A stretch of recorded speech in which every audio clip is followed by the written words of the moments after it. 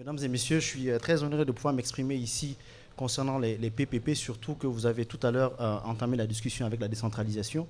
Vous savez qu'au Mali, nous avons entamé un processus de décentralisation au début des années 90, où on était 19 communes pour 1 240 000 km². Donc il fallait enclencher très rapidement un processus de décentralisation qui nous a ramené à créer 703 communes. Pendant les 20 dernières années, c'était le tout État, État avec E, bien entendu, le grand E, État donc, qui était censé faire tout dans les communes. On se rend compte aujourd'hui, en 2013, que cette problématique-là, l'État ne peut pas tout faire, l'État a ses limites, qu'il faudrait à un moment donné intégrer le privé dans les politiques de développement que nous faisons.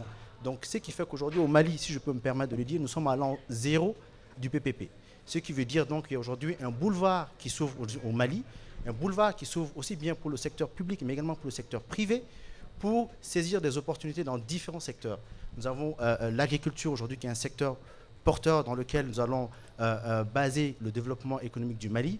À travers cela, la création et également l'impulsion de PPP dans les infrastructures économiques, l'énergie, les télécommunications, les transports, qui sont des secteurs aujourd'hui transversaux qui nous permettent à nous, au Mali, de relever l'économie. Donc aujourd'hui, en termes de PPP, nous avons initié quelques projets qui aujourd'hui, nous avons l'ambition aujourd'hui de reformer le secteur, de revoir dans quelle mesure aussi bien le secteur privé malien, mais également international, peuvent aujourd'hui prendre part dans le développement que nous impulsons. Nous avons énormément de projets que nous avons dans le pipe, dans différents secteurs dans lesquels nous savons que ce sera une nécessité aujourd'hui d'inclure le privé dedans. Aussi bien au niveau national, et aujourd'hui on a ambition avec la décentralisation de déconcentrer aujourd'hui l'économie malienne qui est toujours concentrée dans les grands centres urbains, mais de les décentraliser, déconcentrer l'économie au niveau des communes. Ce qui veut dire que les PPP ne seront pas juste le fait de l'État central, mais également des communes.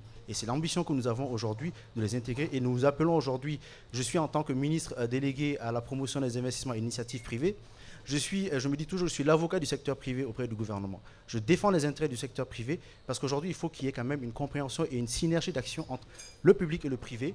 Il n'est pas toujours dit, nous avons toujours vu en Afrique, quand on parle de PPP, c'est toujours l'État qui est en avant. Non, c'est l'État et le secteur privé qui doivent être en avant pour que vraiment qu'on ait vraiment un vrai secteur de PPP qui puisse contribuer au développement de nos économies. Donc c'était juste pour ma contribution. Je pourrais certainement revenir sur d'autres sujets par rapport à ça. Merci beaucoup. Merci beaucoup, Monsieur le Ministre. C'est une tâche immense, mais facilitée dans la mesure où tout peut s'imaginer là-bas. Vous avez raison de dire que la puissance publique, nationale et les gouvernements locaux sont très présents. Aux entreprises maintenant de vous rejoindre. Je rappelle que les entreprises qui font du PPP, qui font de l'international, sont tous dans le catalogue programme.